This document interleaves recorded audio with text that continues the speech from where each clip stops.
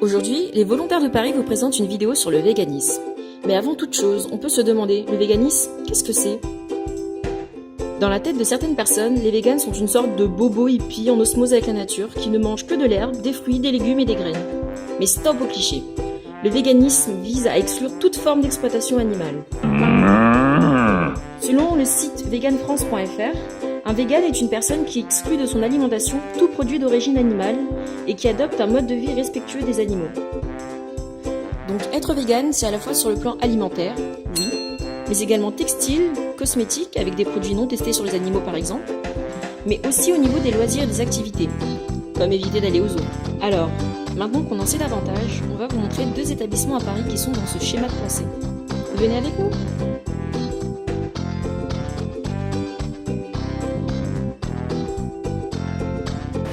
Alors bonjour, je m'appelle Agathe 12, j'ai créé les cafés Pinson, donc ce sont 2 restaurants à Paris. J'ai créé ces cafés parce que je souhaitais montrer en fait qu'on peut manger sainement et se faire plaisir dans un cadre avec une déco sympa et avec des bonnes choses dans l'assiette, que ce soit gourmand et généreux. Voilà. Nous, dans notre restaurant, on propose une cuisine qui est végétarienne et en grande partie végétalienne.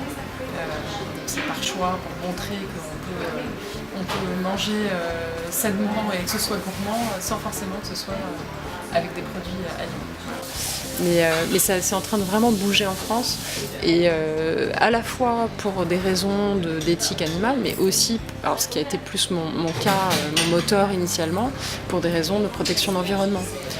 C'est vrai qu'on a un impact colossal dès qu'on commence à manger moins de viande. C'est l'impact le plus fort en fait, beaucoup plus que les transports ou autres. Donc en parallèle en fait du Café Pinson, j'ai créé un blog justement pour les personnes qui ont été dans le même type de cheminement que moi, à se poser des questions sur la nutrition, sur la cause animale, sur l'écologie. Et en fait, dans ce blog, justement, je donne des conseils, donc, qui s'appelle laminutepapillon.net. Dans ce blog, je donne des conseils qui permettent justement de faire les choses petit à petit. Quand on a l'impression que ça va être compliqué de changer ses habitudes, de changer ses repères, sa façon de consommer, sa façon de cuisiner, ça peut être super effrayant. Donc, je pense qu'il faut y aller avec simplicité, avec détente et avec bonne humeur. Je prends énormément de plaisir à manger ce type de cuisine parce que c'est plein de textures, c'est plein de saveurs, c'est plein de couleurs. Là, on a la chance en France d'avoir une quantité de fruits, une quantité de légumes, une quantité de graines qui est énorme. Et en fait, on peut vraiment y éprouver du plaisir, vraiment. Alors, la raison pour laquelle j'ai appelé ça Café Pinson, c'est que je voulais un nom très simple.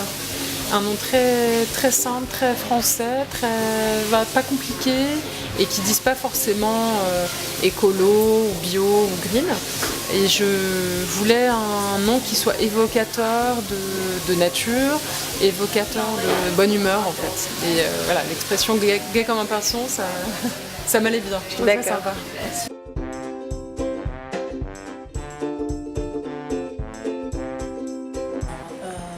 C'est Paola, ça fait 10 ans que je suis à Paris, je suis espagnole.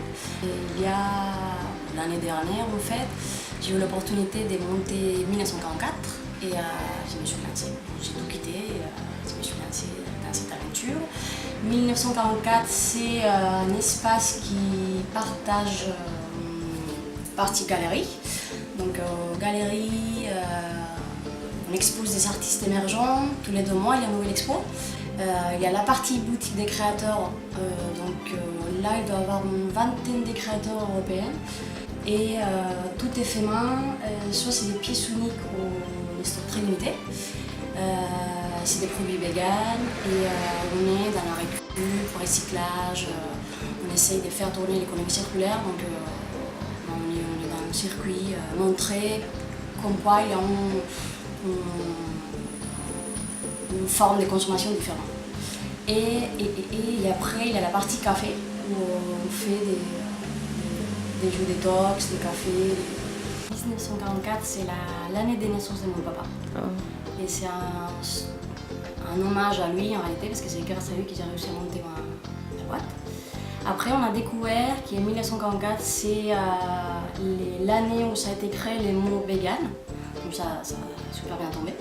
Et aussi l'année des droits aux femmes pour les autres. Moi, ça fait 4 ans que je suis devenue végane et moi, c'est pas juste la manière de... C'est pas que par rapport à la nourriture, c'est vraiment... ça devient vraiment une forme de vie. Donc c'est la consommation en général, moi particulièrement, être contre l'industrie agroalimentaire, contre la manière dans laquelle on consomme par rapport aux fringues, aux accessoires. Et c'est là où on s'aperçoit qu'il y a d'autres manières de consommer et que c'est réel et on peut réussir à consommer d'une autre manière. Donc c'est pas que manger. 1944 finalement c'est un peu... c'est moi, c'est mon univers à moi, mais c'est aussi, ça va plus loin, donc montrer aux autres qu'il y a d'autres manières de vivre. Parfois les gens ils disent que c'est très compliqué, qu'une personne ne va pas changer le monde, je suis d'accord, mais juste chacun a sa manière de réagir.